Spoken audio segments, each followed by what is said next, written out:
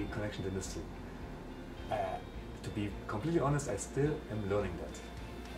It's something where ILP have helped me in the past. ILP has been connecting me with different companies that come from different backgrounds. Some of them companies that are caring more about environmental imaging, some of them companies that care more about features like paint and color and displays.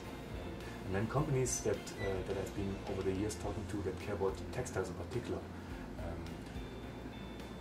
I find more and more that I need to figure out first what the problem of the company is and learn what they're looking for and then seeing whether we can solve them.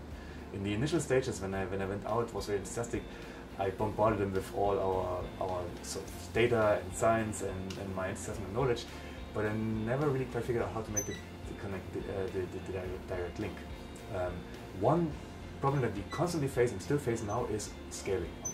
A lot of things that we do in the lab are features that we can do on a small scale. Here you, for example, see a fiber that's on the order of a few centimeters, but we have to come up with approaches to scale the manufacture rate of it. So I've been speaking to a lot of companies that are sort of the end users, let's say textile companies, for example, that are interested in photonic fibers, and they want to have a changing fiber to put on your shoes or put in your clothing, or make the complete garment out of it. But at the moment we make fibers of the length of 10 centimeters, give or take. So the shirt that you could make from such a fiber is probably rather small. I don't think it would fit my small son in there either. So I'm constantly talking to a couple of different major names, but I think they're waiting for me to scale in my material. And this is a bit of a problem because scaling is not quite something that I can do in my research lab, it's more on the fundamental side. So what we are trying to do now is we are creating a couple of enticing application scenarios. We're showing, for example, like the bandage that works, like with the visualization of small-scale objects through the droplets that works. And we're trying at the same time to converge on manufacturing techniques that could scale.